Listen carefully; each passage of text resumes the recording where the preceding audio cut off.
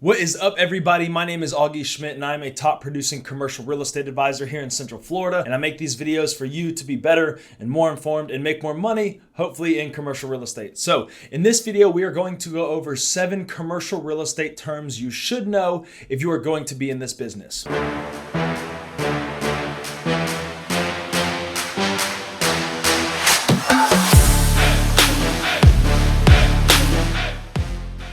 Whether you are an agent, a broker, an investor, a tenant in this business, or you just want to know more about commercial real estate, these 7 terms are going to help greatly solidify your foundation of knowledge in the business and also understand how it operates. To start us off, I'm going to give us a few acronyms that we should know when getting into commercial real estate. So PSA stands for Purchase and Sale Agreement. This is also known as a commercial contract. To my knowledge, there are no commercial real estate deals that get done without a contract. So you need something that outlines all the terms of the agreement of how a property is going to trade hands. So this will usually have a buying entity, selling entity. It will have due diligence and escrow information, how much of a deposit is going to be put down for escrow, then also the purchase price, and then timing for due diligence, closing, and many other terms. So there are standard contracts that usually, like associations of realtors, state associations will put out that can likely be used that are good contracts. However, many investors and buyers and sellers will have different contracts that they have their own commercial real estate attorney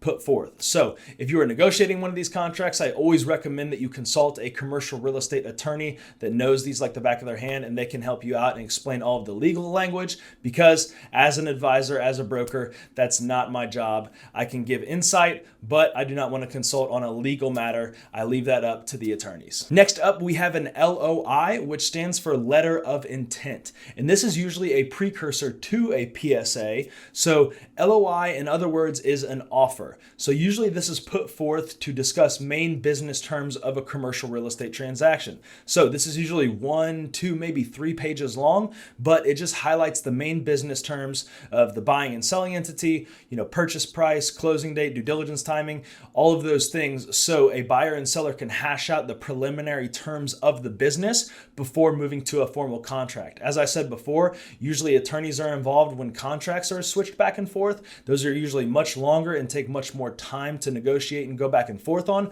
which you want a real estate attorney to help you out with that. But in order to hash out preliminary business terms before spending all of that time and energy and money and legal fees on a commercial contract, also known as a PSA, you usually hash it out on an LOI first, which is also known as an offer. Next up, we have the due diligence period, and this is something that I already stated in the previous 2 terms that I mentioned, but this is a timing period, also known as the inspection period. So it can be due diligence, it can be inspection, but most commercial contracts will call it a due diligence period because you're doing more than just inspecting the property. But if there's a commercial contract and say there's a 30-day due diligence period, that is sometimes used as a free look period for a buyer. And I call it a free look period because normally the money that is put down into escrow for a deposit is usually refundable during the due diligence period. So a buyer will put, say, $50,000 down. It will be refundable until the due diligence period expires. So once they go through that 30 days, they do surveys, environmentals, they inspect the property, they do everything they need to do during the due diligence period in order to know if they want to surpass that and then their money goes hard and then they move towards closing, or they want to back out of the deal. So the due diligence period, also known as the inspection period, is a period of time that is a look period, an inspection period where the buyer can come in and say, hey, I need to know if this property works for me. Like I said, environmental surveys, inspections, anything else they want or need to know about the property, they do that sort of as a free look, for lack of a better term, in the due diligence period. So another term that I have used previously that I want to elaborate on is escrow. And escrow is kind of one of those weird or funny words that when you get into this business, you're like, what in the world is that? Who is the escrow? But the escrow is a third party, and it's arrangement where they hold an asset, which in this term, this is usually cash in commercial real estate. As I mentioned before, say there's a $50,000 deposit put down on the contract that goes into escrow. So this is usually a third party that's an attorney, maybe a title or closing agency, or somebody that does not have interest in the buyer or seller relationship. So as I mentioned before, the money will stay in this account until the money is refunded if the deal falls through. but hopefully the deal goes through, and then this money will go hard in the escrow account, and that means it will become non-refundable. So the buyer puts the money down on the deposit into escrow for the commercial contract, also known as a PSA. And then once the due diligence period expires, that money is still in escrow, but then it will go hard and become non-refundable. So that usually means that there's a very likely chance of the transaction going through, because now there is a lot of money at stake in order to close the transaction. And if the buyer does not close the transaction and they are past their due diligence period and that money is hard, then the seller has the 100% right to keep that money. In this case, it would be $50,000 if they are past the due diligence period. So if there's a due diligence period, the money is refundable during the due diligence period, but once that due diligence period expires, the money goes hard or becomes non-refundable.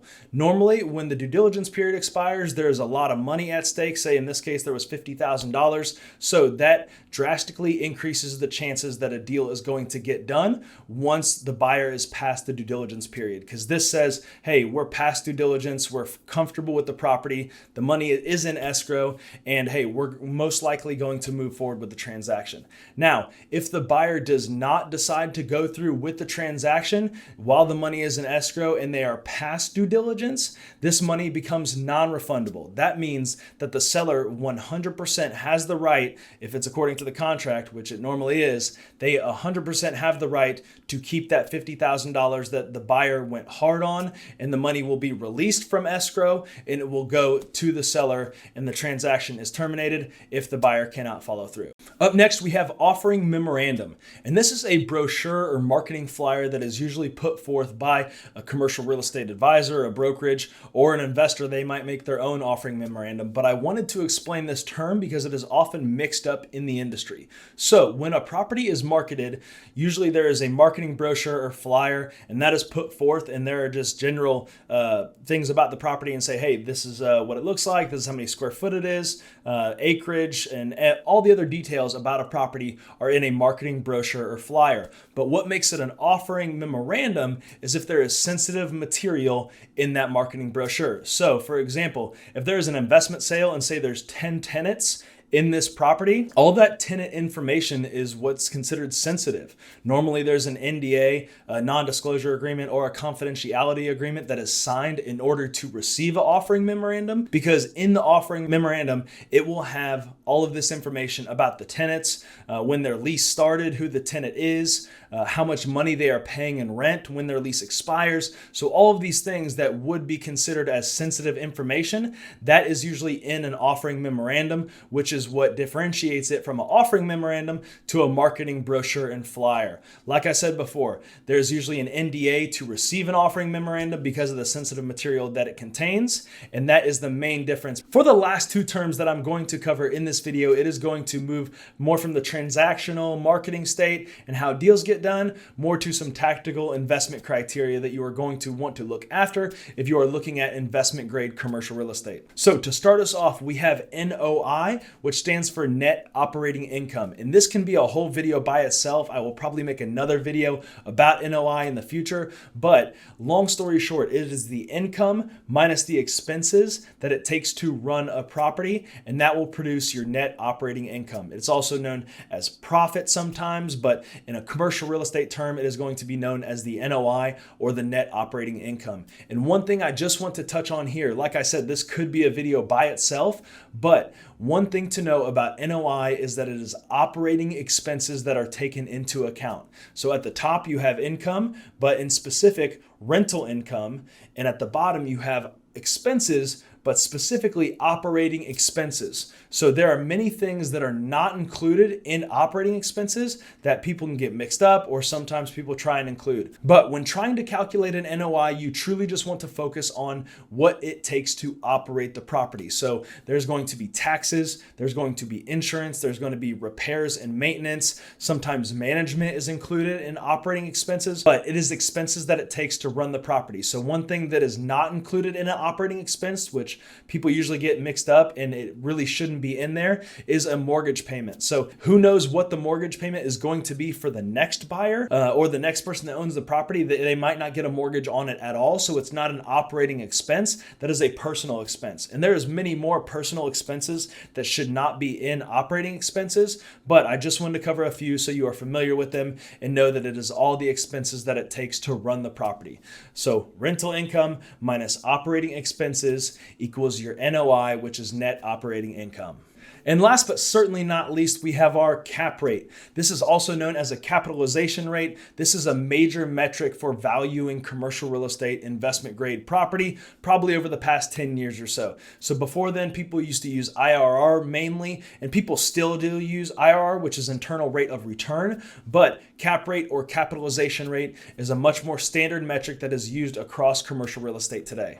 So one of the easiest ways to think about a cap rate is what is the return an investor would get if they paid cash for the property. So if a property was $1 million and it was a 10% cap rate and the investor paid $1 million cash for the property, they would get a 10% return, which is $100,000. So that $100,000 is also known as your NOI, as we just discussed. That's the net operating income. That's also the profit that you get from the property after all of the operating expenses. So this is what an investor will get if they paid cash for the property. There are many other ways to think about cap rate, but when I think about it from a plain Jane view and just try to look at it from 30,000 feet, you say, hey, what's the rate of return an investor would get if they paid cash for the property? And that is the cap rate. So another way to think about cap rates is by a measure of risk. And I like to look at it this way as well, because it just helps me easily understand what different property types should have higher cap rates versus lower cap rates.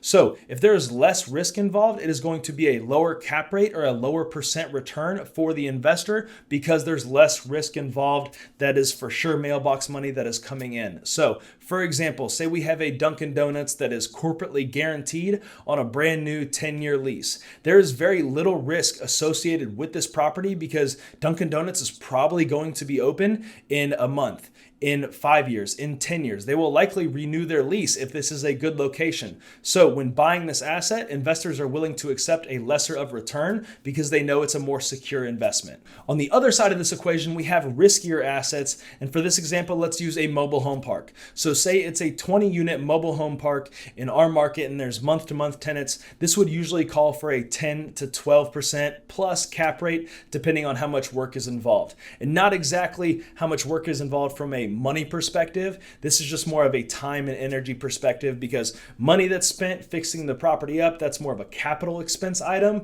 which we will not cover in this video. I don't want to confuse it or throw too much mud on it, but I just want to talk about the risk that's associated with the property so we can stay focused on the cap rate. So if there is more risk associated with this property, which this mobile home park say there's month-to-month tenants, you don't know what problems they're going to cause, you don't know if they're going to be there next month or be able to pay their bills or whatever the case may be. There's just more attention and more risk that is involved with taking care of this asset. So an investor will likely require a higher rate of return to put up with an asset like this. On the other side, say we have the 4 to 5% cap rate Dunkin' Donuts, where it's just mailbox money every month and you get your 4 to 5% on your money. And then from a mobile home park perspective, you have more management, you have more risk, more turnover, and there's just a lot more to pay attention to on a mobile home park. So you will be rewarded for all that work and that headache and that risk that you have to take on in the return of a higher cap rate. So that will conclude our video for today. Once again, my name is Augie Schmidt. Thank you so much for watching.